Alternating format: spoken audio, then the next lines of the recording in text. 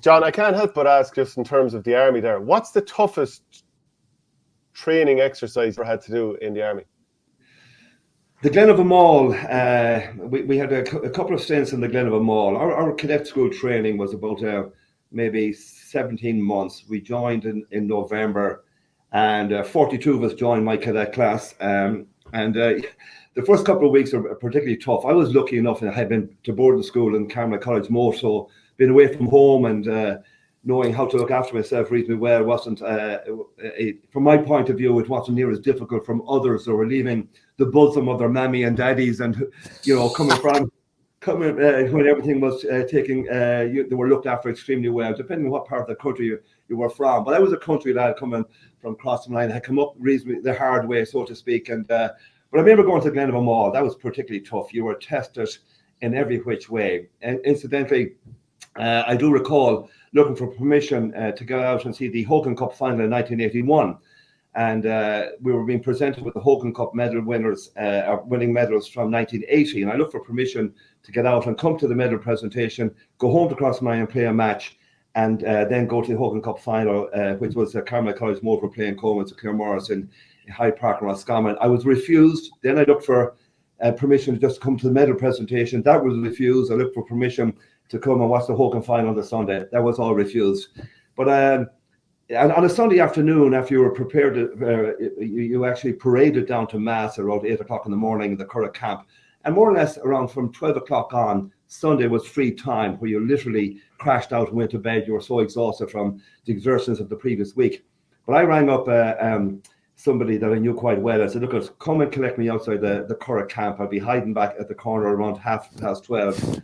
Take me down to Hyde Park. I put on the balaclava, so to speak, and the collar of the coat up, and away I went. I came back the following that night, whatever time it was. I asked my classmates. I said, was anybody looking for us? Was anybody around? No, nobody had been. Look, you're safe enough, John. But the following morning, when we were out on parade, I got a call. Cadet Maughan falling outside the colonel's office, and they left me standing there for about an hour. Eventually, I was brought into a room. And the officer in charge looked at me in the eye. He said, look, we know your exact movements from 0800 hours yesterday until 20:59 last night. Tell us the truth and we might leave you here. Tell us a lie and you're going out the door. So don't answer me now. So they left me stewing there for about 45 minutes. I could see my colleagues, classmates, window. I felt like screaming, lads, help me out here. What should I do? So the officer came back in. He said, okay, cadet, tell us where you were.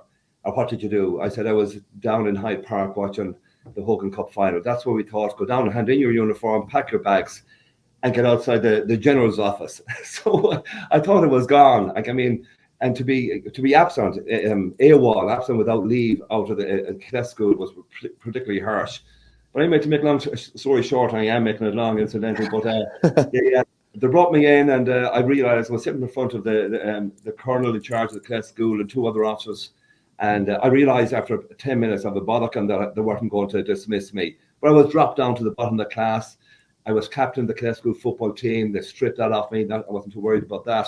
And I was kept in for about 16 weekends on the trot, where I didn't get out. And it was particularly harsh. But when I was leaving the Defence Forces in 1999, before I left, I met the officer that challenged me in his office about him knowing where I was. He said, John, we didn't know where you were. Well, we suspected you might have gone to Hyde Park. If you told a lie, there would have been no problem whatsoever. So that kind of stuff was part of the regime back there.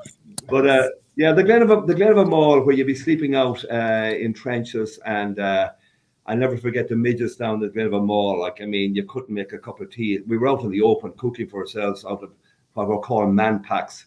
And that was particularly harsh, but you sucked it up and you got honours, and it was part of the regime, Shane. But good fun, I have to say. I spent 18.5 years in the army, the Defence Forces, and I loved it. I really, really enjoyed it. The reason I left was security of tenure. I was involved in football, and I had got involved in management with Mayo and what have you. And if you wanted a career in the Defence Forces, you had to go overseas, and you probably would have to spend a good chunk of your career up in the Curragh or the East or in Dublin. I didn't want that. I wanted to live in the west of Ireland, and so that's the reason I left. And one other question: was there ever a time when you were stationed abroad and you just had a culture shock? Just you were going on duty elsewhere and you were just like, I've never seen anything like this before. No, I mean, obviously, Lebanon was tough. Like, I mean, I played army football with a good friend. He was a young officer, Lieutenant Angus Murphy.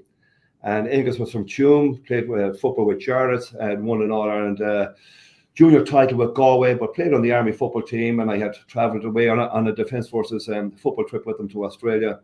And he was a great guy, fine guy, engaged to be married. And 26 years of age, he was blown up. A landmine was set for him, and he was blown up. And I remember when I arrived in the Lebanon in 1988, and just about a year and a half after Angus had been killed tragically. I think it was the summer of '86 he was killed. I stand correct on that, but I think it was '86. And I arrived out in the hills of Lebanon. And while I was being brought down to the area of operations that I was going to be operating in, the officer there was that was returning, and he was handing over to me. Said that guy that's coming up there now in that Volvo car is the guy that was responsible for planting the bomb that killed Angus Murphy. Now that was a huge shock to me, and I have to say, I never forget that incident. And I was talking to, on my trip, the 64th Battalion, I was talking to a guy from Ballinrobe, Fintan Heenahan. He was a corporal in the Defence Forces, and I happened to be out in his area on a Sunday night. And we were talking about Mayo football at that time, and on that particular occasion. And poor old Fintan was killed on the Monday morning with two others. So when you talk about a culture shock, you don't expect that to see that, but that's the reality of the Defence Forces working in a UN peacekeeping mission. There's always a chance of something like that happening.